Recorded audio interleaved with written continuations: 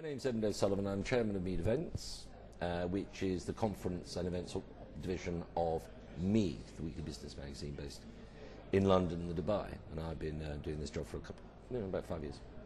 So it's the fifth AHIC this year? This is the fifth AHIC. It was first started in 2005. It was conceived in 2004, launched in 2005, and this is the fifth consecutive one, and the fifth time we've been here at the Madden at Dubai.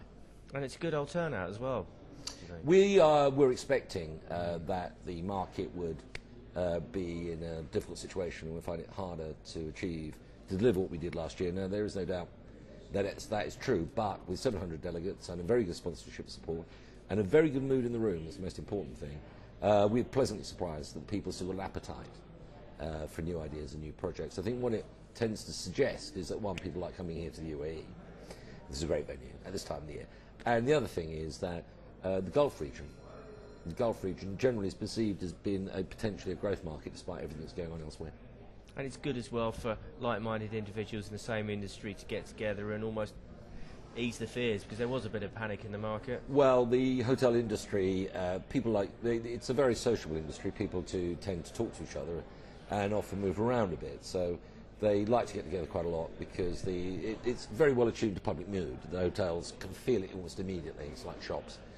They can sense the atmosphere, and so I think they like meeting together, and particularly here. This is the one occasion, here with the Arabian Hotel Investment Conference, and then with the Arab travel market, which follows later this week. It's a great way of getting the mood for the market here, and I think people generally, from what I'm hearing, are feeling rather pleasantly surprised that the atmosphere is as good as it was. And the mood on the floor, what do you think are the key topics of your discussions in the forums today? Well, yesterday on our first, and I thought this really was a fantastic way to start the Arabian Hotel Investment Conference, was the interview and the presentation by Sheikh Sultan bin Salman, head of the Saudi Arabian Tourism Commission, and he's cabinet rank and a very senior official from Saudi Arabia. And he was talking about Saudi Arabia's plans. Now, Saudi Arabia's got the largest economy in the Middle East, and it's potentially got the greatest growth potential. And he was saying that Saudi Arabia has now identified the hospitality industry as a major source of employment.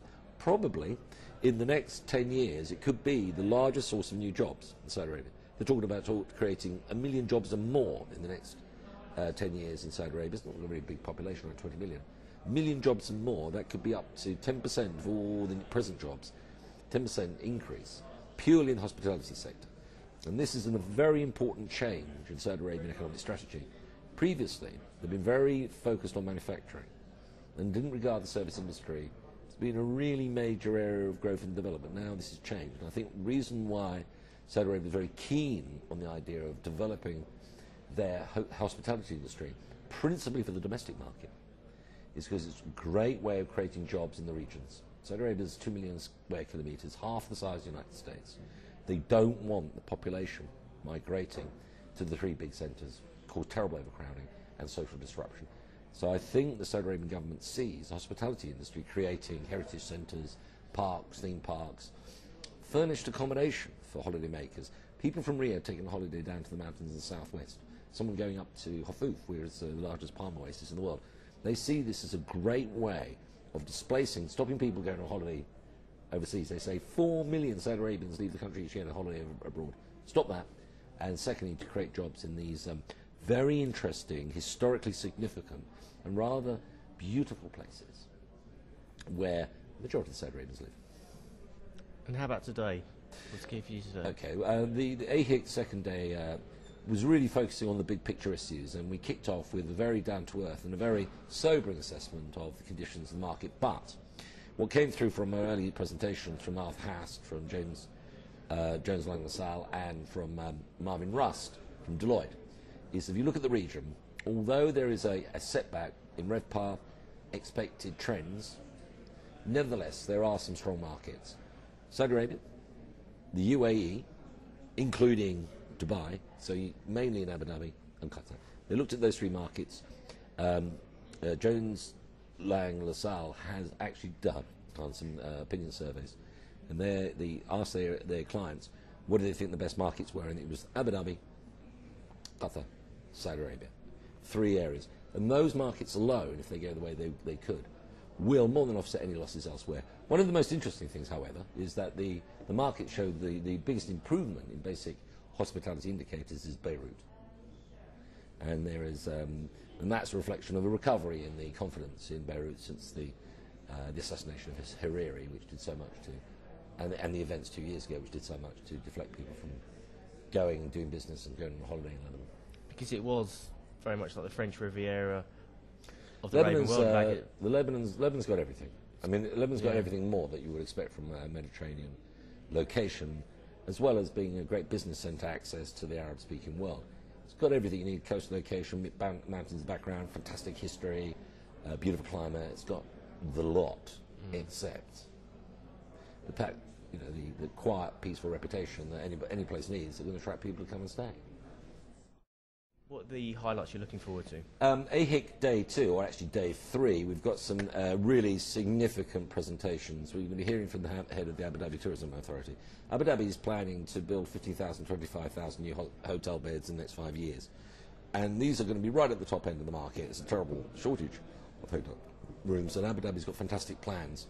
Abu Dhabi's going to have he's going to have the Abu Dhabi Guggenheim. It's going to have the first Louvre outside. It's working with the Louvre outside France. So the strategy for tourism is extremely ambitious, and Abu Dhabi, through the airport and the other things like the Yes Island and the Formula One that's taking place in November this year, the FIFA World Cup Championship that's been held in the Middle East for the first time in December. Very ambitious tourism, and we're going to be hearing from the Director General of the Abu Dhabi Tourism Authority, Mubarak Al-Mahari. We're also going to be hearing from Paul Griffiths, who's the Chief Executive of Dubai Airports. Now, Dubai Airport, International Airport, despite everything, it's still the busiest airport in the region by far. More than 30 million passengers went through Dubai International Airport last year. They opened at the end of the year the new concourse, massive expansion, which is dedicated to Emirates. All the plans for Dubai International Airport long-term remain in place. In the end, they're expecting within the next 10 years or so to have 70 million passengers passing through Dubai Airport.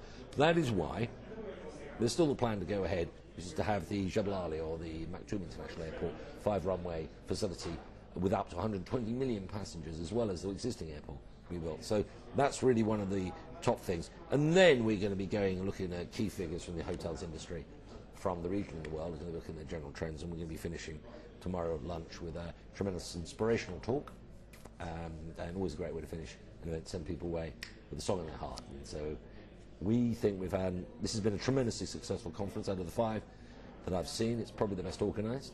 And certainly we don't have that kind of wonderful euphoria that we had last year or even the year before, but certainly we have a very strong, committed audience of people who are very confident about the future prospects in the region. And we're looking forward to AHIC 6 this time next year with great enthusiasm. Okay, Ed, thank you very much for joining us today. Pleasure.